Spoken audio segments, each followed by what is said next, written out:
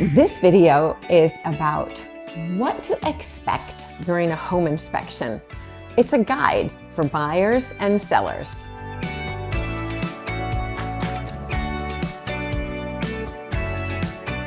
Hi everyone, welcome back to the channel. If you are currently buying or selling a home, there is one step in the process that tends to make everyone's heart rate spike just a little bit. It's the home inspection. I'll be honest, even as an agent, sometimes I get like, oh, I got the building inspection.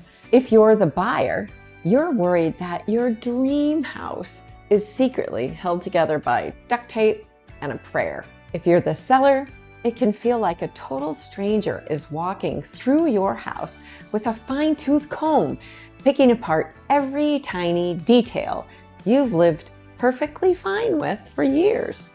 Here's the good news. A home inspection does not have to be stressful. Today, we're going to walk through exactly what to expect during a home inspection from both sides of the aisle, both sides of the transaction. Plus, we're going to dive into some of the most common red flags found in historic, mid-century homes, and most importantly, how both the buyers and the sellers can handle them calmly, collectively, and coolly. Cool as a cucumber. Before we jump in, do me a favor, hit that subscribe button if you want more practical real estate advice. Thank you. You're all set. I appreciate that. All right, let's dive in.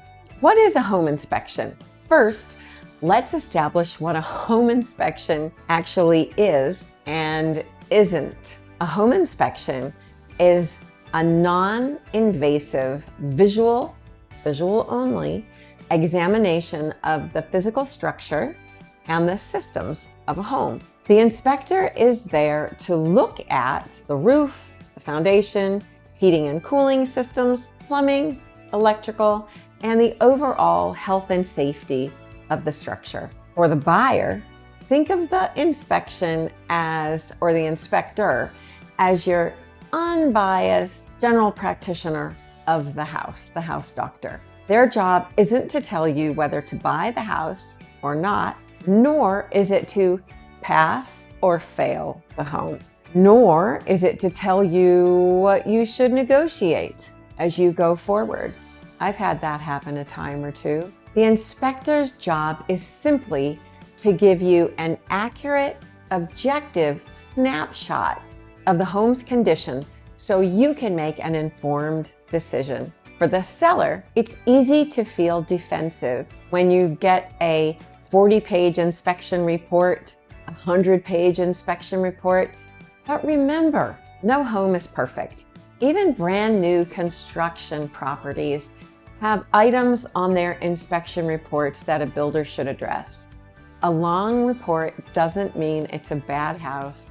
It just means the inspector is doing a thorough job. Very often now, buyers and buyer agents do not even provide the entire report to the seller. I typically present the report sections that speak to what questions we are asking about to validate that these items were actually spoken about and talked about by the inspector. That's all I provide. Truthfully, these are the only sections of the report that a seller needs the specifics about. Here's a pro tip for both sides. The buyers, try to attend at least the last 30 minutes of the inspection if that is all you can attend. It is much easier to understand an issue when the inspector can point to it in person, rather than you reading some scary sounding text in a PDF later on. I know you'll still probably go Google it or Chat GPT it up anyhow,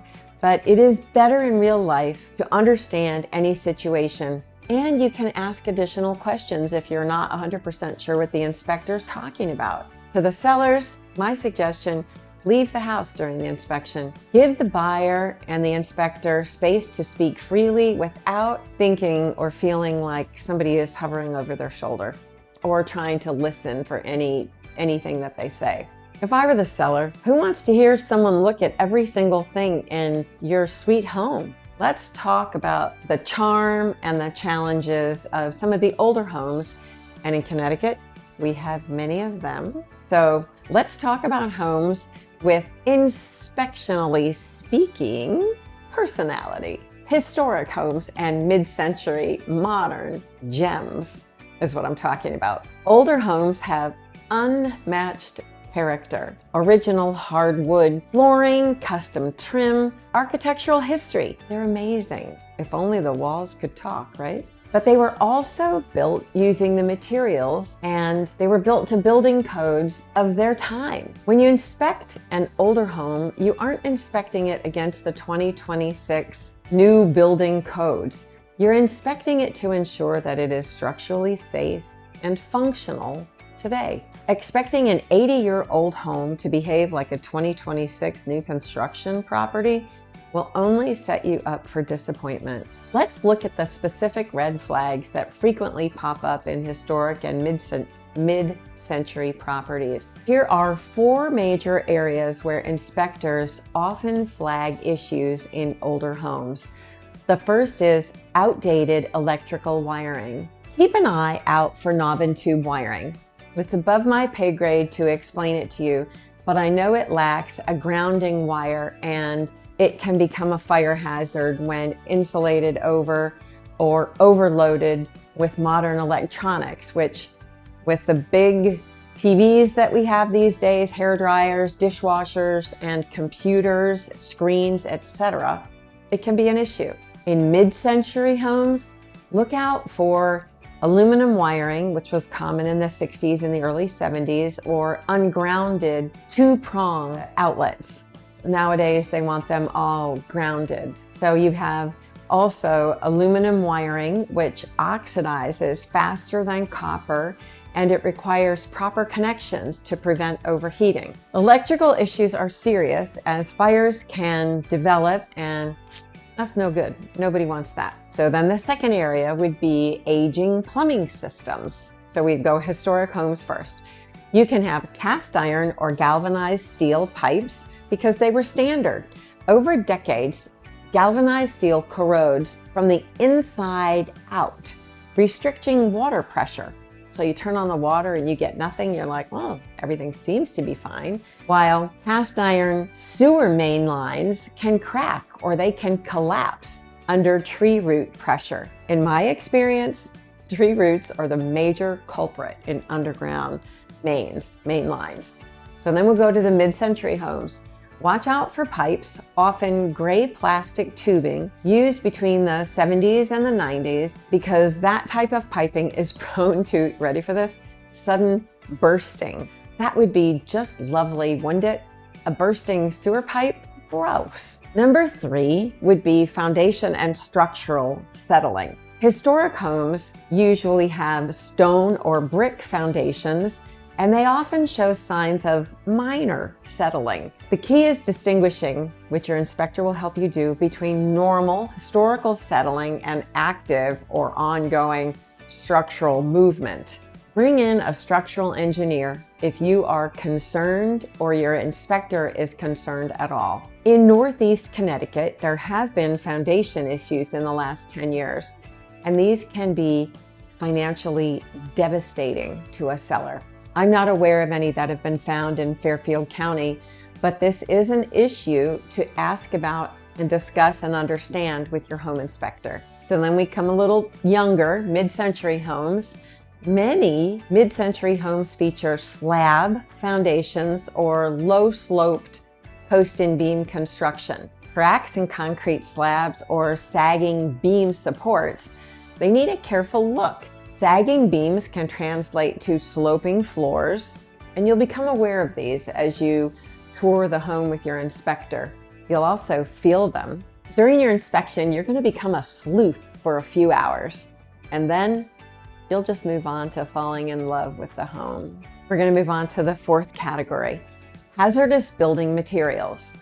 Homes built before 1978 often contain lead-based paint and materials like acoustic ceiling tiles, duct insulation, or vinyl flooring from the mid-century era, they could contain asbestos backing. So these materials are generally safe if left undisturbed, but they are crucial to know about and be aware if you have them if you plan to do any remodeling. And now let's talk about how to handle findings calmly for both the buyer and the seller. Seeing a list of red flags can really feel overwhelming, but there's like a golden rule of real estate inspections. Almost anything can be fixed, repaired, negotiated between the buyer and the seller, or engineered somehow. Here is how both sides can handle these findings, again, calmly. We'll talk from the buyer's perspective first. Let's separate out maintenance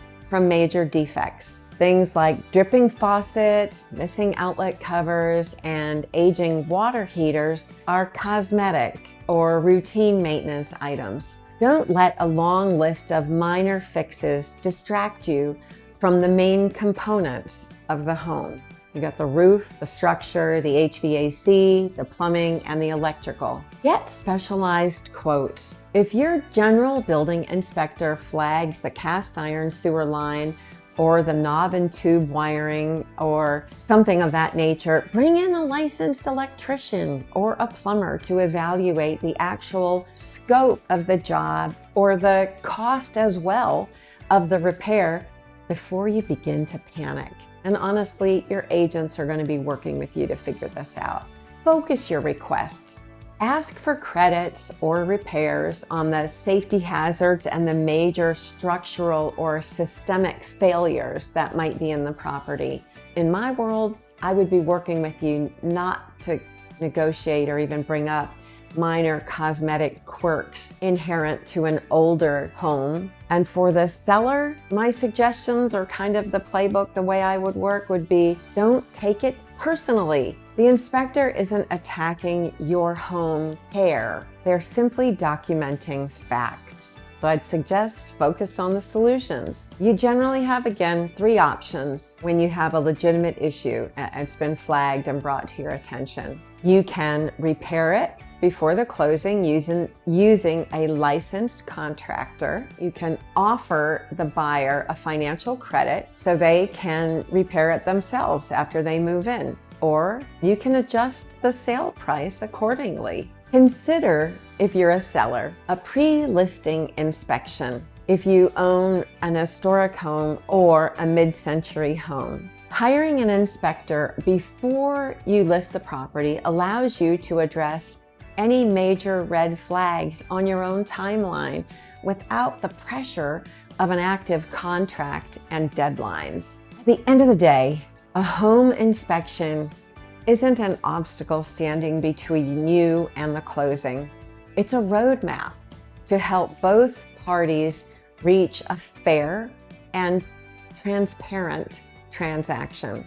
Older homes come with great character, warmth, and history, if the walls could talk, and understanding their unique quirks and beautiful historic charm is all part of the journey. If you found this guide and conversation helpful, make sure to give this video a like. Leave a comment if you have an inspection question or an idea, and share it with anyone that you might know who's currently in the real estate market. If you bring me questions, I'm going to go to my go-to inspectors for responses. I'm not going to answer them myself. I've learned a lot over the years while I stand with the buyers during an inspection, but I'm not a building inspector. Thank you so much for watching, and I'll see you in the next video.